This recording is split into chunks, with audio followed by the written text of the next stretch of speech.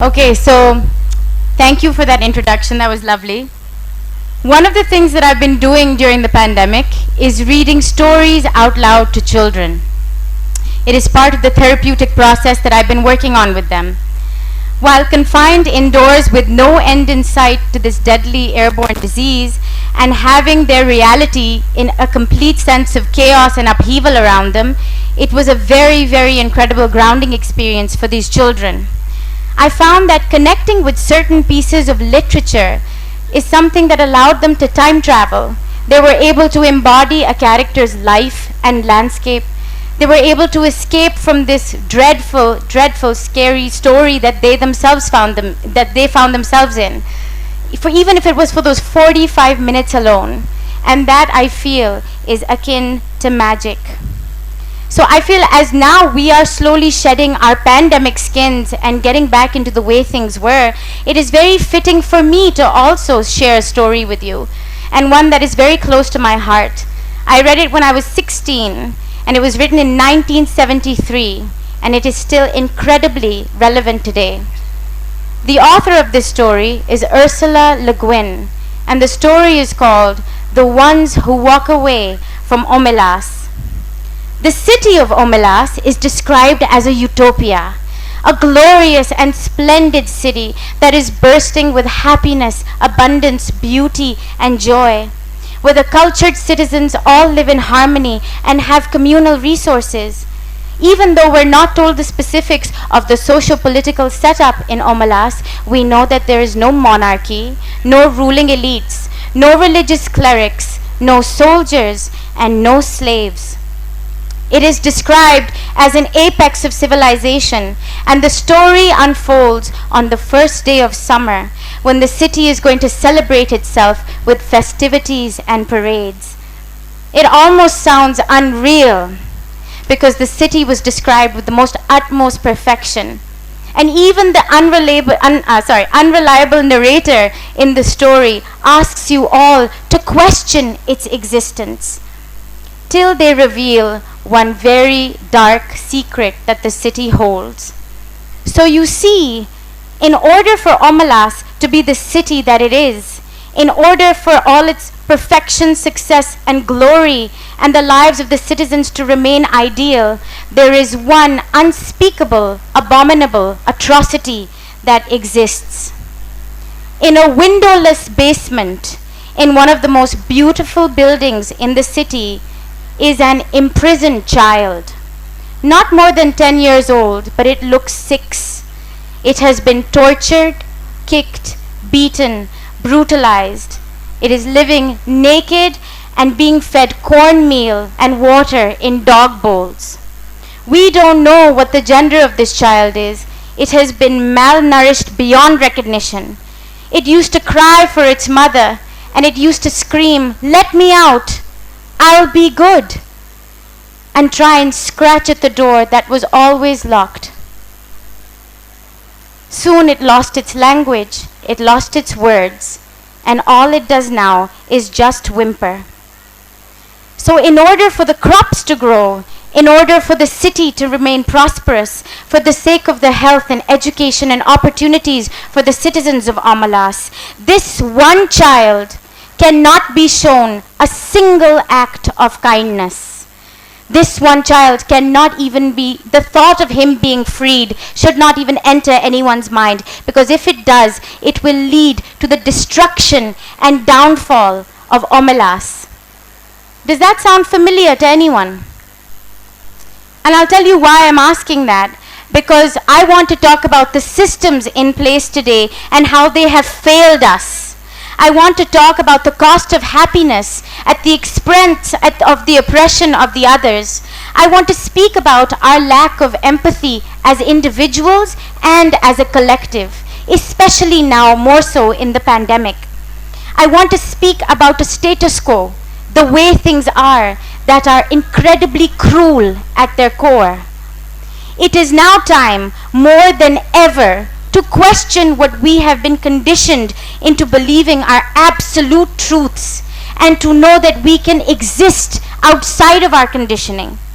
I don't believe returning to normal should even be a conversation that we need to have, rather to realize that what we considered a normal state of being was something that was deeply flawed and riddled with inequality, injustice, and a lack of empathy.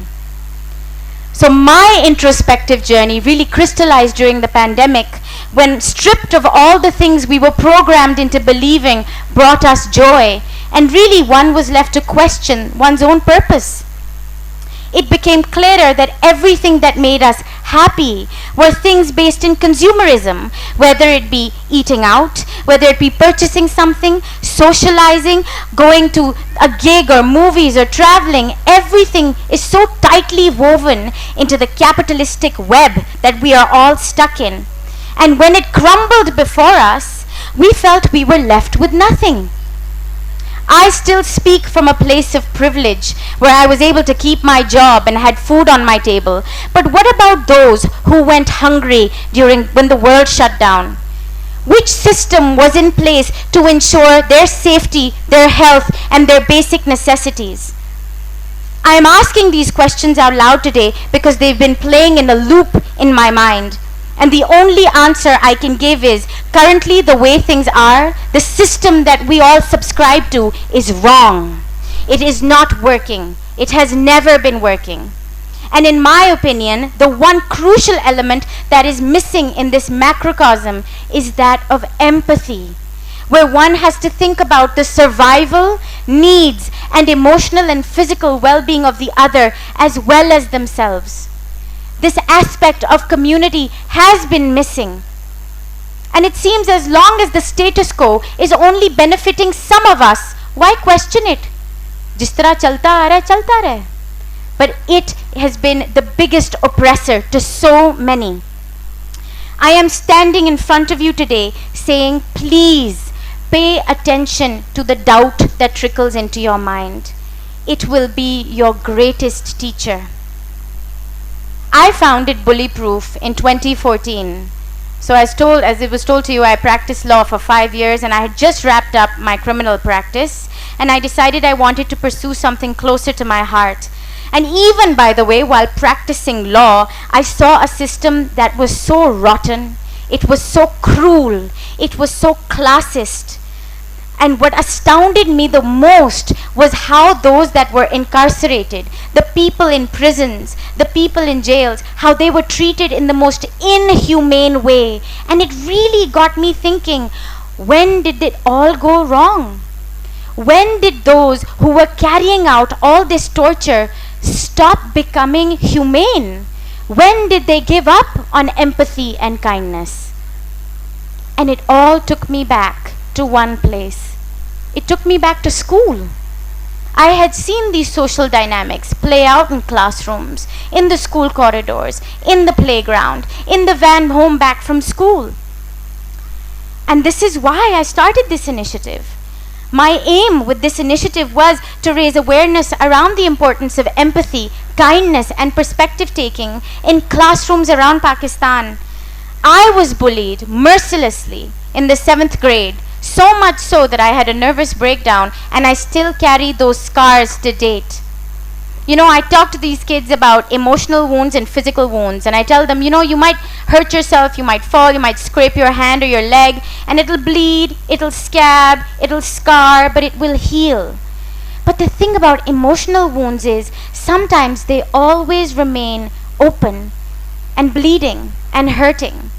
And it's incredible how many speakers spoke today about being bullied. I mean, it's such a universal experience, and that's what breaks my heart. So I thought, why not address this? I know what it feels like. Who better than me? I truly believe, and this is for all the educators who are here today as well, that no curriculum or education is complete without incorporating mindfulness and teachings of empathy. It is the need of the hour. We are currently living in a world where all of this has been neglected, where corporate greed has trumped human connection, where success is defined in terms of being able to detach oneself from the needs and feelings of the other. It is a cruel world, and in order to survive, it seems so many of us must become the bully.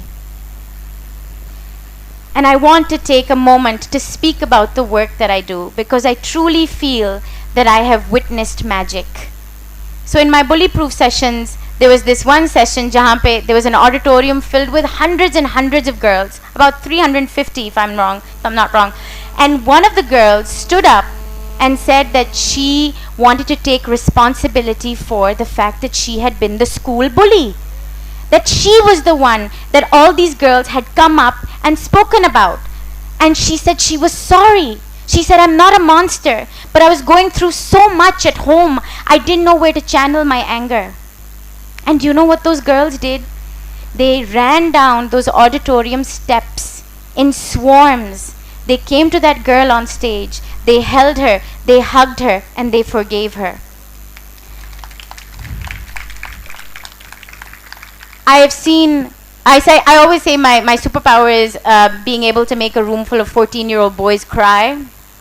But it's also because I finally allowed them to know that you can emote, you can feel, and I'm so sorry. And again, I apologize to the men and boys in attendance here today. I'm so sorry that this patriarchy has also failed you. It has told you to stomp out all emotion from your hearts, minds, and souls. And you are, at the end of the day, human. And please allow yourself to emote, allow yourself to feel, and redefine masculinity.